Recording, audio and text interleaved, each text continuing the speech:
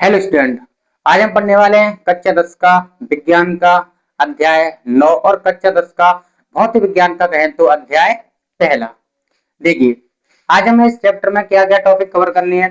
आज हमें प्रकाश पढ़ना है, प्रकाश के गुण पढ़ने हैं और प्रकाश का परावर्तन पढ़ना है और परावर्तन के नियम पढ़ने हैं। तो चलिए शुरू करते हैं। सबसे पहले हेडिंग लगाएंगे प्रकाश।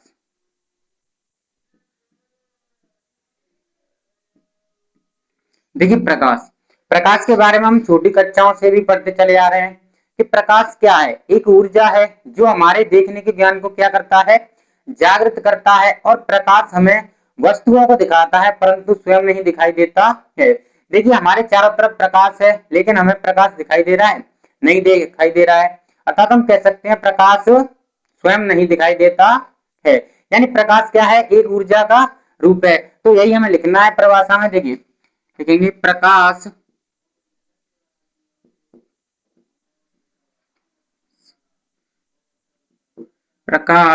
एक प्रकार की ऊर्जा है जो क्या करता है, हमारे देखने ज्ञान को जागृत करता है, जो हमारे देखने के ज्ञान को जागृत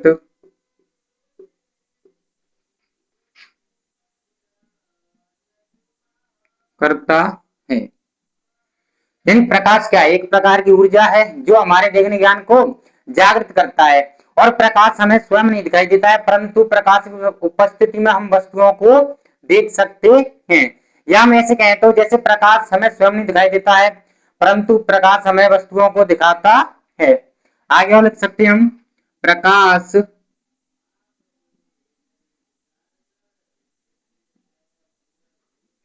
स्वयं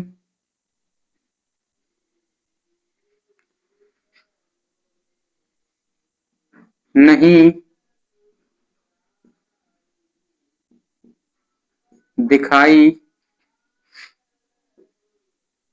देता है परंतु यह हमें वस्तुओं को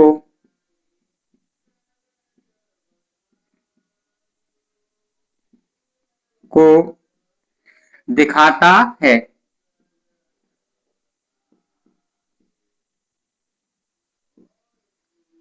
आई होप आपको समझ में आ गया होगा कि प्रकाश एक प्रकार की ऊर्जा है जो हमारे देखने ज्ञान को क्या करता है, जागृत करता है। और प्रकाश स्वयं नहीं हमें दिखाई देता है परंतु हमें ये क्या करता है, वस्तुओं को दिखाता है। अब देखिए, हम पढ़ेंगे प्रकाश के गुण क्या क्या होते हैं।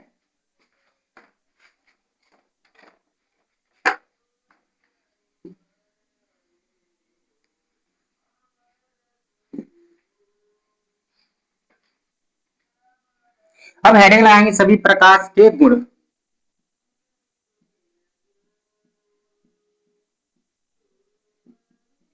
देखिए, सबके कुछ ना कुछ गुण होते हैं, इसी प्रकार प्रकाश के भी कुछ महत्वपूर्ण गुण हैं जिन्हें हमें पढ़ना है और लिखना है। देखिए, प्रकाश होता है पहला एक, हम दैनिक जीवन में देख रहे हैं कि प्रकाश क्या करता है, एक सीधी रेखा में चलता है। तो हम पहले को लिख लेते हैं कि प्रकाश एक सीधी सरल रेखा में गमन करता है। गमन करता है या फिर हम कह सकते हैं कि चलता है। यानी प्रकाश जो होता है एक सीधी सरल रेखा में चलता है। देखिए, दूसरा गुण लिख लेते हैं हम, ये पहला हो गया हमारे पास में। देखिए दूसरा गुण, देखिए जो प्रकाश की निर्वात में चाल होती है वो होती है 3 × 10⁸ मीटर प्रति सेकेंड। तुम लिख सकते हैं दूसरा गुण, प्रकाश की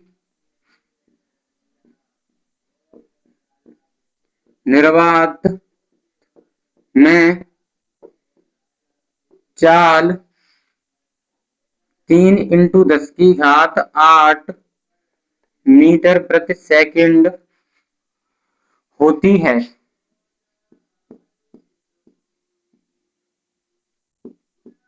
ये जो प्रकाश की चाल है ये आपको ऑब्जेक्ट में हर क्वेश्चन में दिखाई देगी, इसे आप याद कर लेना।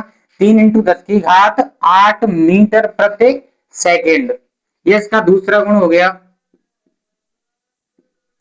और तीसरा गुण लिख लेते हैं कि प्रकाश विद्युत चुंबकीय तरंगों के रूप में चलता है। प्रकाश विद्युत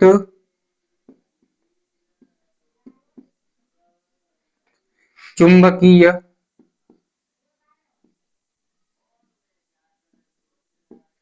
तरंगों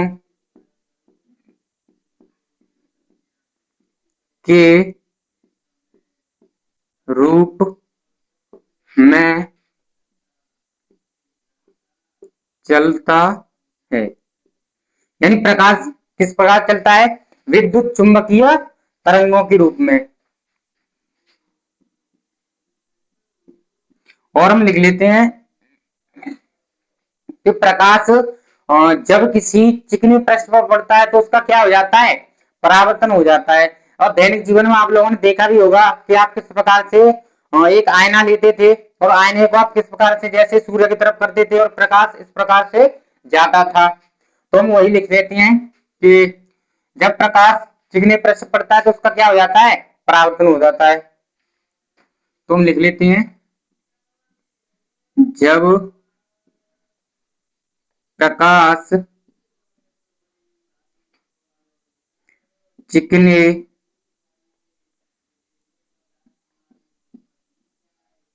पृष्ठ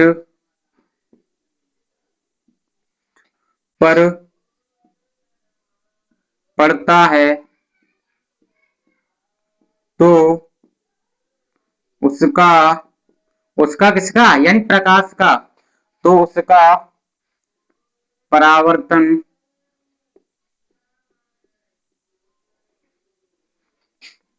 हो जाता है। आगे परावर्तन को हम आगे और डिटेल में पढ़ेंगे। और हम अगला गुण लिख सकते हैं कि प्रकाश जब एक माध्यम से दूसरे माध्यम में जाता है तो उसका क्या हो जाता है? अपवर्तन हो जाता है। जब प्रकाश एक माध्यम से दूसरे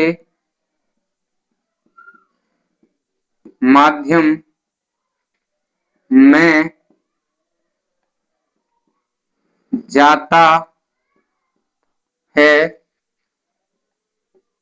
तो उसका उसका यानी किसका? प्रकाश का, तो उसका अपवर्तन तो उसका अपवर्तन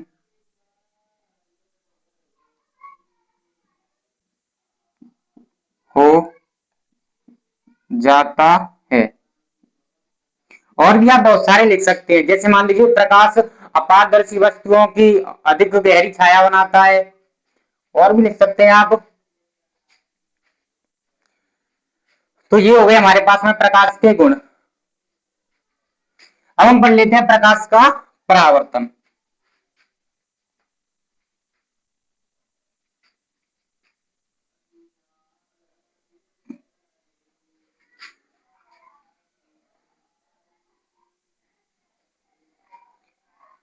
अब सभी लोग हेडिंग लगाएंगे कि प्रकाश का परावर्तन।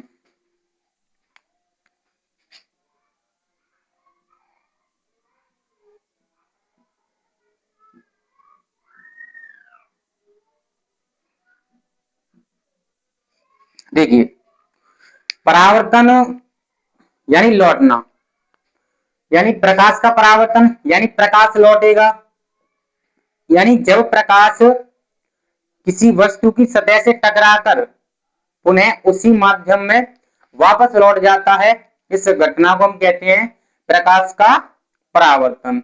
यानी जब प्रकाश किसी वस्तु से टकराएगा तो वह क्या करेगा, लौटेगा, और जो लौटने की घटना होती है वह क्या कहलाती है, प्रकाश का परावर्तन। और संसार की सभी वस्तुएं प्रकाश का परावर्तन करती है, कोई अधिक करती है तो कोई कम करती है। तो हम इसके लिए दर्पण यूज करेंगे, क्योंकि दर्पण एक ऐसी युक्ति है जो प्रकाश का लगभग 100% भाग को परावर्तित करती है। तो इसके लिए हम चित्र बना लेते हैं। सबसे पहले, रटना नहीं है किसी को, बस समझना है और लिखना है। देखिए, ये हमारे पास में एक चिकना पृष्ठ है। चिकना पृष्ठ कहें तो समतल दर्पण है। ये मैंने इसकी कलई कर दी है, तो हम इसका नाम लिख देते हैं समतल दर्पण। समतल दर्पण।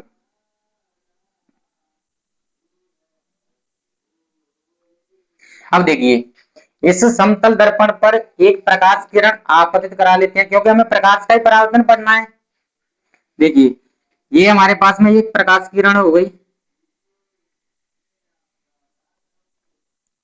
तो जैसे हमने क्या बताया कि जब प्रकाश किरण किसी चिकने पृष्ठ पर पड़ेगी, अब चिकने पृष्ठ पड़ेगी तो टकराएगी, और टकराकर क्या करेगी, वापस लौटेगी।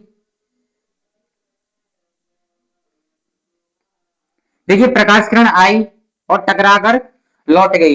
यह घटना क्या कहलाती है, प्रकाश का परावर्तन। यानी जब प्रकाश किरण किसी चिकने पृष्ठ से, यानी जैसे दर्पण पर पड़ती है तो टकराकर उसी माध्यम में वापस लौट जाती है, इस घटना को क्या कहते हैं, हम प्रकाश का परावर्तन कहते हैं। और जो आने वाली किरण होती है उसे हम कहते हैं आपतित किरण।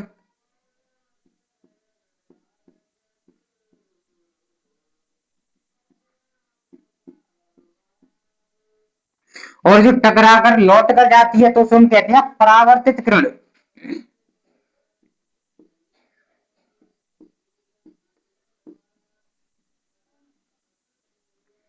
परावर्तित किरण।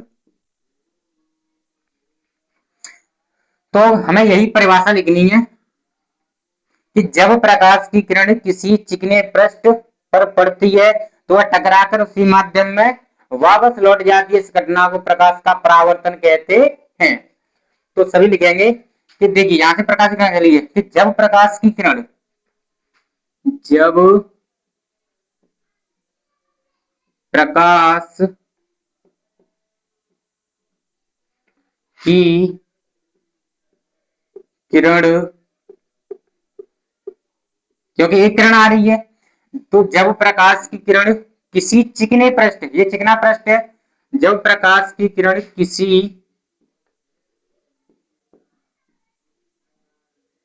चिकने पृष्ठ, चिकने पृष्ठ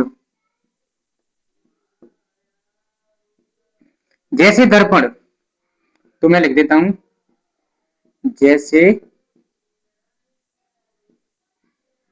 दर्पण पर गिरती है, जैसे दर्पण पर गिरती है,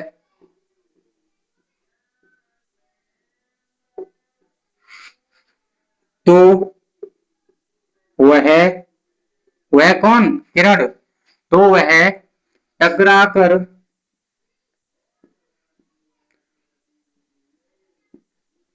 तो वह टकराकर उसी माध्यम में, देखिए मान लीजिए हवा में से आई और हवा में टकराकर वापस चली गई, तो टकराकर उसी माध्यम में वापस लौट जाती है, वापस लौट जाती है, तो इस घटना को प्रकाश का परावर्तन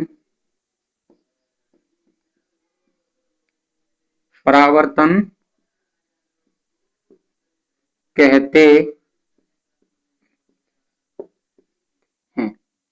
तो देखा आप लोगों ने किस प्रकार हमने परिभाषा बनाई कि जब प्रकाश की किरण किसी चिकने पृष्ठ जैसे दर्पण पर गिरती है तो वह टकराकर उसी माध्यम में वापस लौट जाती है और इस घटना को हम क्या कहते हैं? प्रकाश का परावर्तन। अब ये जहां पर ये प्रकाश किरण पड़ती है वहां पर आपतन बिंदु होता है।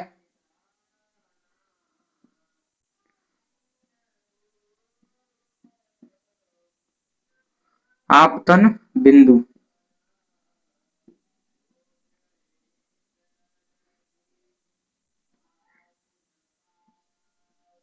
अब देखिए इस आपतन बिंदु पर हम पृष्ठ के एक रेखा खींच लेते हैं, इसे हम क्या कहते हैं? अभिलंब।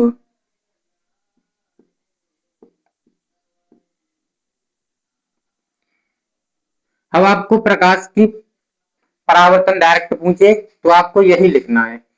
और देखिए यहाँ पर कोण और बना देते हैं। देखिए ये आपतित किरण है और अभिलंब है, इसके बीच में जो कोण बनेगा आपतन कोण आई बनेगा, और अभिलंब और परावर्तित किरण के बीच में जो कोण बनेगा उसे हम कहते हैं परावर्तन कोण आर। तो ये आपका प्रकाश का परावर्तन कंप्लीट होता है। अब हम पढ़ लेते हैं परावर्तन के नियम। तो इन्हें भी याद करना नहीं है, डायरेक्ट समझना है आपको और एक बार में आपके माइंड में चला जाएगा। देखिए इससे में साफ हमें चित्र की आवश्यकता पड़ेगी, उसे हम नहीं साफ करेंगे। तो हम पढ़ेंगे परावर्तन के नियम।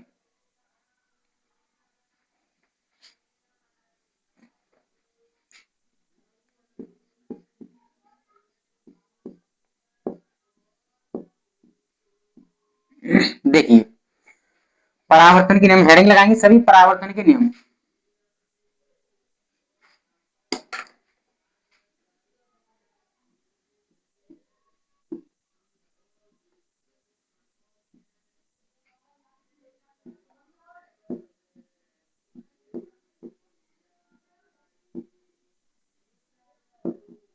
देखिए जो परावर्तन के नियम होते हैं वो दो नियम होते हैं। तो लिखेंगे परावर्तन की दो नियम। ऑब्जेक्ट में ये भी आ जाता है कि परावर्तन के कितने नियम होते हैं, तो ध्यान रखिए दो नियम होते हैं। तो हम लिख देते हैं परावर्तन के दो नियम होते हैं।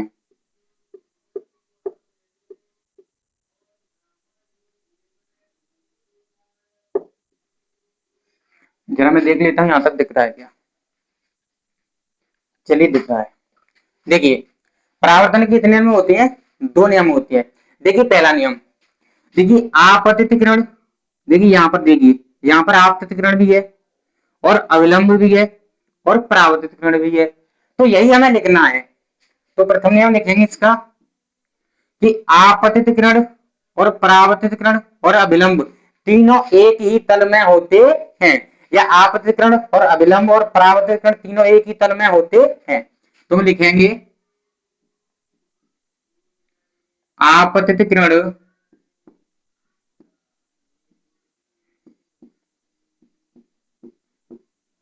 आपतित किरण कोमा, देखिए अभिलंब उसी तल में है, आपतित किरण कोमा अभिलंब, और देखिए परावर्तित किरण भी उसी तल में है, आपतित किरण अभिलंब तथा परावर्तित किरण परावर्तित किरण तीनों एक ही बिंदु पर स्थित होते हैं, या तीनों एक ही बिंदु में होते हैं। तीनों एक ही बिंदु या तल पर कह सकते हैं हम, तीनों एक ही बिंदु पर होते हैं। हो गया। देखिए आपतित किरण कोमा अभिलंब तथा परावर्तित किरण तीनों एक ही बिंदु पर होते हैं। ये हो गया हमारे पास में प्रथम नियम। और देखिए दूसरा नियम, देखिए दूसरा नियम भी बहुत ही सरल है।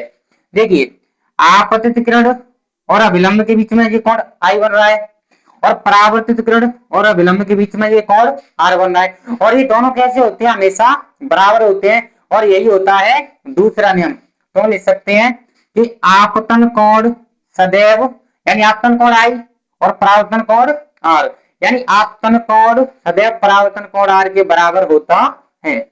यही हमें लिखना है, आपतन कोण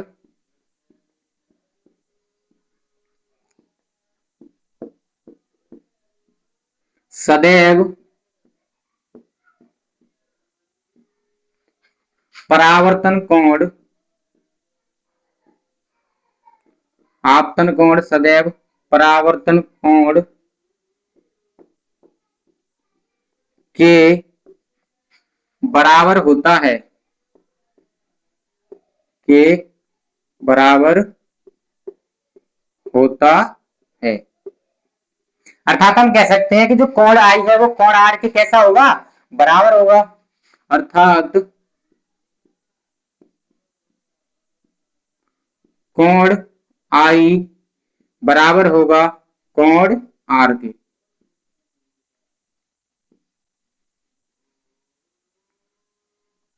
तो देखा आप लोगों ने किस प्रकार से हमने सरल भाषा में सभी टॉपिक को कवर किया। अगर वीडियो पसंद आया हो तो चैनल को सब्सक्राइब करें, वीडियो को लाइक करें। अगर किसी भाई बहन को डाउट हो तो कमेंट में अपना डाउट लिख दें, अगली वीडियो में उनका डाउट सॉल्व कर दिया जाएगा। धन्यवाद।